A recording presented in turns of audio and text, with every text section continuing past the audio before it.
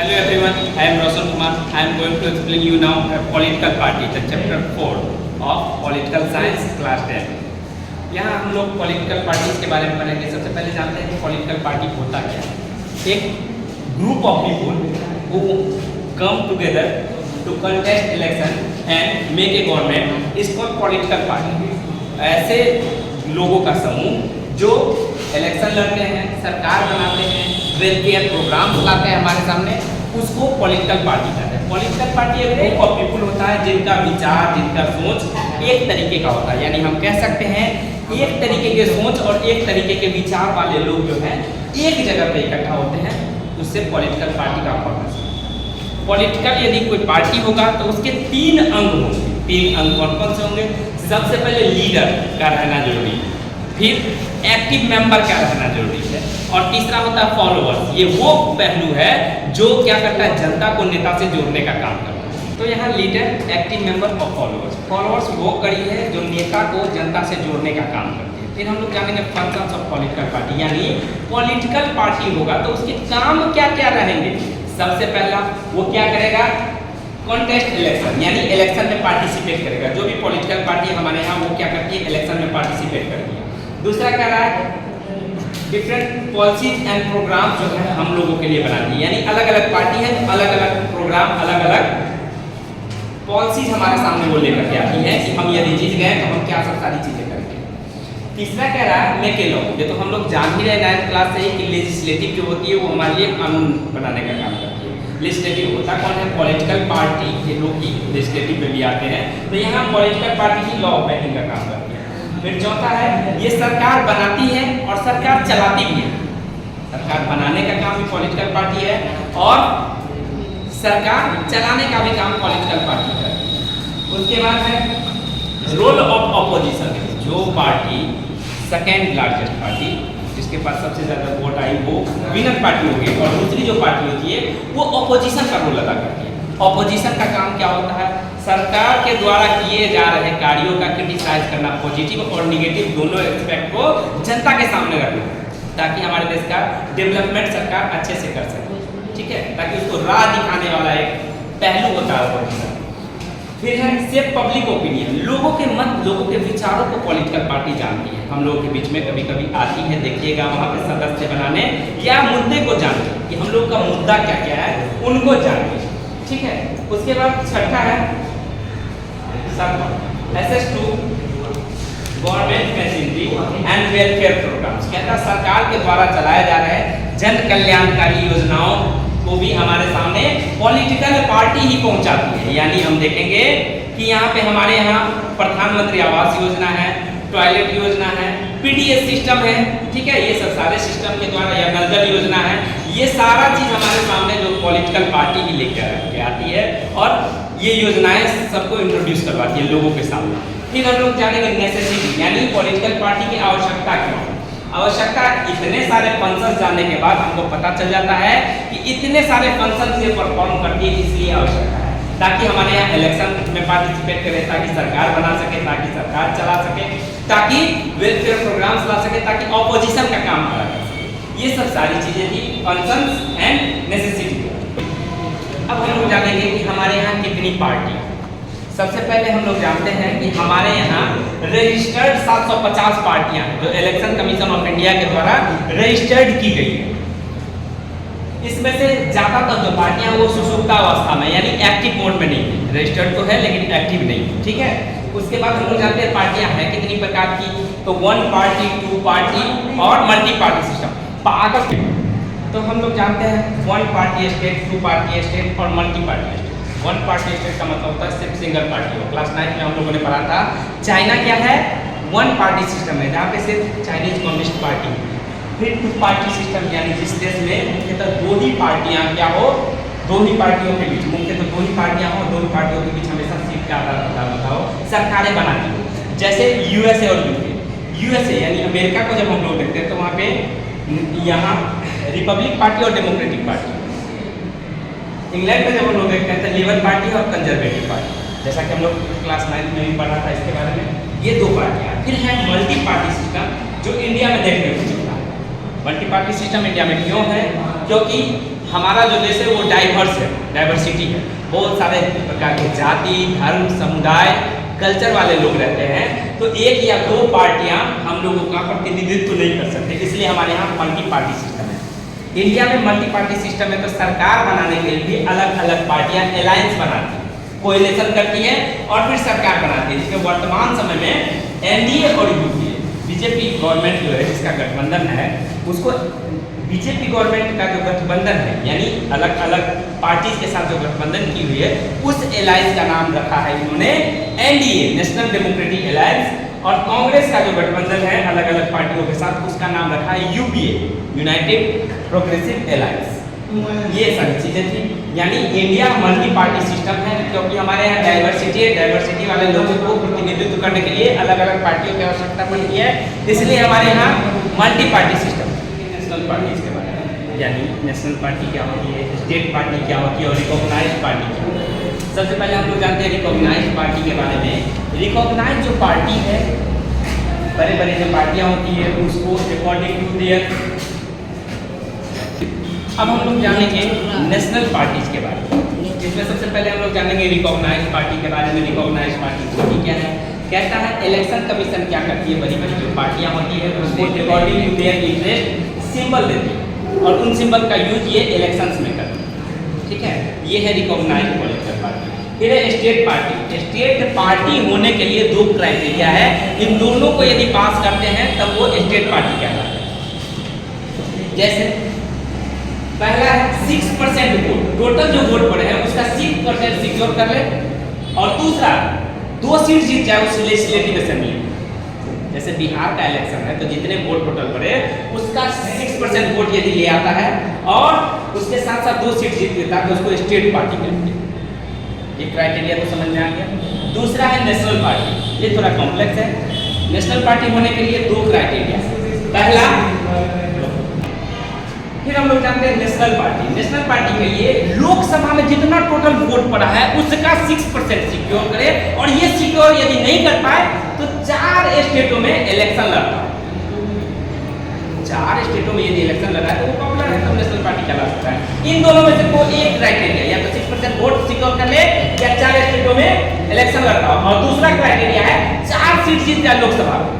इन दोनों में से कोई एक और 4 सीट जीत जाए तो इसको हम लोग क्या कहते हैं, नेशनल पार्टी कहते हैं। हमारे यहाँ 6 नेशनल पार्टियां हैं, जिसमें बीएसपी है सबसे पहला, दूसरा है बीजेपी है, तीसरा है इंडियन नेशनल कांग्रेस, चौथा हम लोग जानते हैं सीपीआई कम्युनिस्ट पार्टी मार्क्सवाद, फिर है एनपीपी नेशनल पीपल्स पार्टी, और छठा है आम आदमी पार्टी, जिसके बारे में आप लोग जान ही रहे होंगे। फिर अगले सेक्शन में हम लोग अलग अलग पार्टियों के बारे में जानेंगे कि इनका सिंबल क्या है, आइडियोलॉजी क्या है, ये सब सारी चीजें।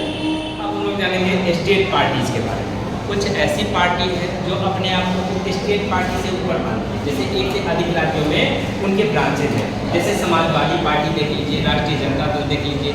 लेकिन कुछ ऐसी पार्टियां हैं जिनके ब्रांच जो है दूसरे स्टेट पे नहीं है, यानी 1 या 2 स्टेट तक ही वो सीमित है। जैसे आप बीजू जनता दल देख लीजिए, ये कहाँ का है, ओडिशा का है। सिक्किम डेमोक्रेटिक फ्रंट सिक्किम का है, मिजो नेशनल फ्रंट मिजोरम का है, और तेलंगाना राष्ट्रीय समिति ये तेलंगाना का है। ये उन राज्यों की पार्टियां हैं, राज्य के हितों के लिए वहाँ के लेजिस्लेटिव असेंबली में पार्टिसिपेट करती है। इसके सिवा हम लोग जब आगे देखते हैं तो देखते हैं 1996 के बाद से कोई भी नेशनल पार्टी अपने बदौलत सिर्फ अकेले एक पार्टी मिलकर के सरकार नहीं बना पाई। तो इन सारे छोटे छोटे राज्य पार्टियों के साथ वो गठबंधन की, कोएलिशन होता क्या है, सरकार बनाने के लिए जब 2 पार्टियां अलायंस बनाती है, 2 से अधिक पार्टियां अलायंस बनाती है तो इसको कोएलिशन कहा जाता है। कोएलिशन करती है, गठबंधन करती है और सरकार बनाती है, सरकार का फॉर्मेशन करती है और सरकार चलाती है। हमारे डाइवर्सिटी के लिए ये अच्छी बात है कि अलग अलग पार्टियां हैं अलग अलग राज्यों से, ठीक है। और लोकसभा में यदि कोएलिशन होता है तो ये बहुत अच्छी बात है कि यहाँ प्रतिनिधि जो है हमारे रिप्रेजेंट करने जाते हैं स्टेट्स को, इसमें छूट नहीं पाते हैं कोई भी। इसके बाद हम लोग जानते हैं चैलेंज क्या क्या पॉलिटिकल पार्टी के लिए, यानी कौन कौन से चैलेंजेस है। पहला है lack of internal democracy. Party के अंदर हम लोग देखते हैं न किसी प्रकार का रजिस्टर होता है, न किसी प्रकार का इंटरनल इलेक्शन होता है, और ना ही जब कैंडिडेट को चूज कर रहे होते हैं तो किसी को पूछा जाता है। आम जो आदमी रहता है पार्टी का, उसको तो ये तक नहीं पता होता है कि पार्टी के अंदर चल क्या रहा है। इससे लैक ऑफ इंटरनल डेमोक्रेसी के कारण भी पार्टियां आजकल क्या हो रही है, बिखर रही है। यानी ये सब चैलेंजेस है, इसको हटाना होगा।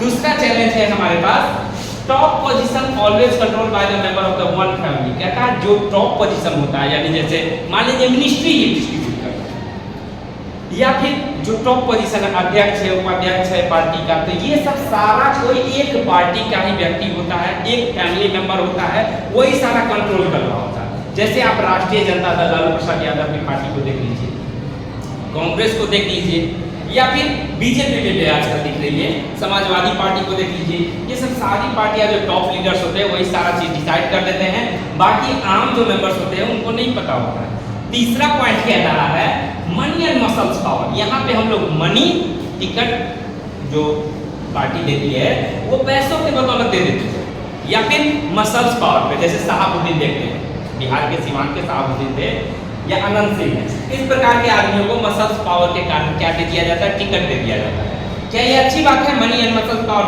के द्वारा टिकट दिया जाए, ये अनपॉपुलर होते हैं, लोगों के बीच नहीं आते हैं। जब ये बीच नहीं आएंगे तो लोगों को मुद्दों को कैसे उठाएंगे? तो क्या हमारे देश का डेवलपमेंट होगा? इस प्रकार से नहीं। तो इसीलिए पॉलिटिकल पार्टी को चाहिए कि मनी एंड मसल्स पावर को बिना देखे हुए टिकट दिया जाए। और डू नॉट, लास्ट है, do not offer meaningful choice. कहता मुख्यतः हमारे यहाँ दो मुख्य पार्टी है, बीजेपी और कांग्रेस, और इस पार्टी से निकल के उस पार्टी में, उस पार्टी से निकल के उस पार्टी में नेता जो है इधर से उधर जाते रहते हैं। तो हमारे पास मीनिंगफुल सच में चॉइस है क्या? नहीं। वही सारे लीडर्स हैं, वही सारे लोग हैं, नए लोग आ नहीं पाते, या कोई नया लोग आना भी चाहता है पार्टी में तो उसको रोक दिया जाता है, पार्टी का ही मेंबर क्यों ना हो। तो ये सब चैलेंजेस है पार्टी के लिए, जिसको दूर किया जाना चाहिए। अब हम लोग जानेंगे how can party B reform, यानी पार्टी में बदलाव कैसे। ये जो पार्टी में बहुत सारी अनियमितताएं दिखती है, बहुत सारी चीजें दिखती है, वो कैसे दूर, इसको दूर करने के लिए सबसे पहला कह रहा है कि कॉन्स्टिट्यूशन में बदलाव किया गया कि एमपी और एमएलए जो एक पार्टी को छोड़ के दूसरे पार्टी में शिफ्ट कर रहे थे, अब वो शिफ्ट नहीं कर सकते, और यदि शिफ्ट करते हैं तो इनकी लेजिस्लेचर जो है, विधायिका जो है, यानी नेता जो है वो हट जाएंगे, यानी वो सांसद नहीं रहेंगे या विधायक नहीं रह जाएंगे, बर्खास्त कर दिया जाएगा। तो ये तो अच्छी बात है, ताकि चेंज नहीं हो पाए, दूसरे कैंडिडेट को मौका मिले, नए लोगों को मौका मिले, ठीक है। उसके बाद दूसरा कह रहा है it is mandatory to every candidate who contest election to file affidavit. Supreme Court का एक वर्डिक्ट आया, कहा गया कि अब जितने भी लोग हैं उनको अपना एफिडेविट देना होगा। एफिडेविट में 3 चीजें देनी पड़ती है, अपने एजुकेशन के बारे में बताना, अपने क्रिमिनल रिकॉर्ड के बारे में बताना, और अपने संपत्तियों का ब्यौरा देना, ताकि जो बदमाश लोग हैं, जो मनी एंड मसल्स पावर है, उसको रोका जाए पॉलिटिक्स में आने से, ताकि पार्टियां उनको टिकट न दे। फिर है तीसरा पॉइंट, इलेक्शन कमीशन के द्वारा कहा जा रहा है कि होल्ड ऑर्गेनाइजेशनल इलेक्शन, यानी और पार्टी क्या करे, अपने यहाँ इलेक्शन करवाए और इलेक्शन के आधार पर सीटों का बंटवारा करे, ना कि मनी और मसल्स पावर, ठीक है। और साथ साथ इनको इनकम टैक्स रिटर्न भी भरने कह रही है, क्योंकि पार्टी में फंडिंग तो होती है बहुत ज्यादा, लेकिन ये लोग बताते नहीं है और ना ही टैक्स देते हैं। ये बतलाते हैं कि हमारे पास तो पैसे ही नहीं है, लेकिन जब देखा जाता है जनसभाएं करते, लंबी लंबी रैलियां करती है, लंबे लंबे काम निकालते हैं, उस समय लाखों करोड़ों रुपए बहाते हैं। तो इसलिए इनकम टैक्स भी भरना है, ताकि इनके टैक्स के दायरे में लाया जा सके। चौथा कह रहा है law to regulate internal affairs meeting elections. कहता है पार्टी के अंदर एक रजिस्टर्ड रखना है, पार्टी के कौन कौन मेंबर है, क्या क्या उनका योगदान है, अंदर में इलेक्शन होना है, ताकि डेमोक्रेसी आंतरिक रूप से भी बनी रहे, पॉलिटिकल पार्टी के अंदर भी डेमोक्रेसी रहे, तभी हमारा देश में रियल डेमोक्रेसी आएगा। नहीं तो पार्टी के अंदर डेमोक्रेसी नहीं है तो क्या है, ऐसे लोग देश में डेमोक्रेसी ला पाएंगे क्या? नहीं। उसके बाद हम लोग देख रहे हैं, हाँ, कहा गया कि कम से कम आधी आबादी महिलाएं हैं, तो उनके लिए हर एक पार्टियों में 1/3 जो पोजीशन है वो रिजर्व रहनी चाहिए। यदि रिजर्व रहेगी तो पार्टी बदल सकती है, रिफॉर्म हो सकता है, इसका अच्छे ढंग से वो काम कर सकती है। महिलाएं तब रिप्रेजेंटेटिव भी बन पाएगी। अभी जो हम लोग देख रहे हैं कि महिलाएं लोकसभा और विधानसभा में कम है, इसका मुख्य कारण यही है कि पार्टियां ज्वाइन ही नहीं करती महिलाएं, तो पार्टियों में कम से कम 1/3 इनके लिए रिजर्व रखा जाए। और कह रहा है लास्ट पॉइंट कि ये सब जितने भी खर्चे हैं इलेक्शन के वो सरकार वहन करे। और किस आधार पे? पिछले इलेक्शन में पार्टी ने कितना चीज सिक्योर किया है उसके आधार पर सरकार फंडिंग करे, ताकि ये जो लाखों करोड़ों रुपए बहा दिए जाते हैं भारत के, तो भारत का विकास हो सके, ये लोग पार्टियों में खर्च नहीं कर पाए और सरकार उसकी अच्छे से मॉनिटरिंग करे। ये सारे बदलाव होंगे, ये सारी चीजें होंगी, तब हमारे यहाँ अच्छी पार्टियां बनेगी और अच्छी पार्टी बनेगी तभी अच्छा सरकार बन सकता है और तभी हमारा देश डेवलप कर सकता है। क्योंकि पार्टियां ही तो गवर्नमेंट बनाती है, पार्टियां ही तो गवर्नमेंट चलाती है, पार्टियां ही तो देश चलाती है। ये था हमारा पॉलिटिकल पार्टीज। इसमें किसी बच्चे को कोई डाउट है तो पूछ सकते हो। 6 जो नेशनल पार्टी है उसकी आइडियोलॉजी या सिंबल क्या है सर?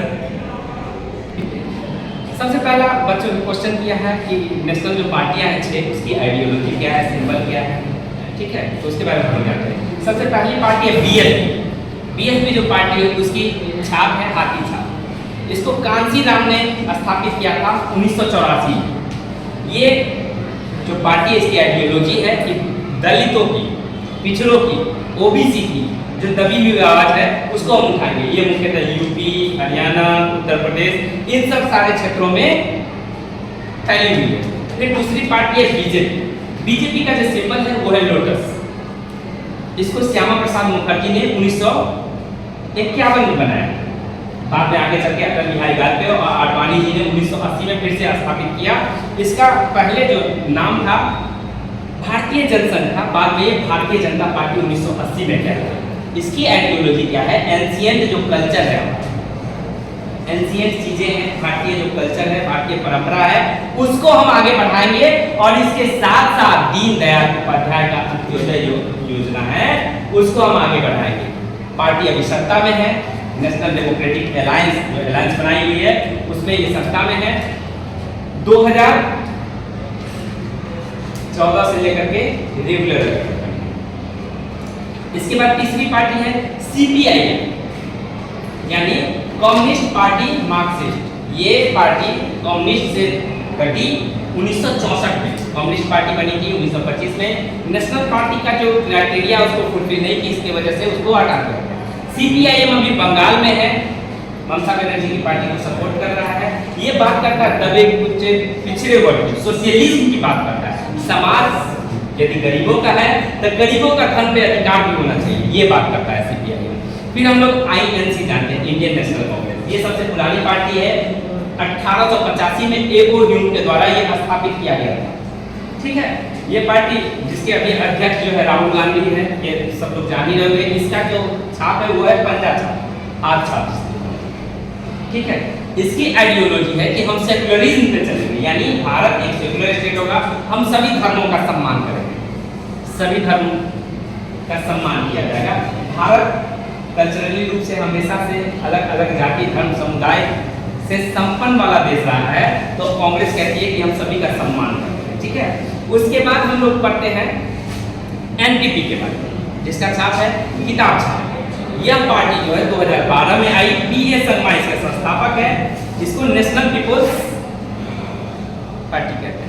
फिर है आम आदमी पार्टी, 2012 में आई, केजरीवाल है, इसके छाप जो है वो ब्रून है। ये सब समाजवाद, सोशलिज्म, दबे कुचले पिछड़े, ओबीसी, सबको बढ़ाने की बात करते हैं। ये थी अलग अलग 6 नेशनल पार्टी। नेशनल पार्टी इनके आइडियोलॉजी जो है अलग अलग प्रकार के हैं, लोगों के सामने अपने अपने आइडियोलॉजी को रिप्रेजेंट करते हैं और इस आधार पर वोट को सिक्योर करते हैं। ये हमारे पास पार्टी थी। यदि आप लोगों को कुछ पूछना है तो आप कमेंट सेक्शन में पूछ सकते हैं।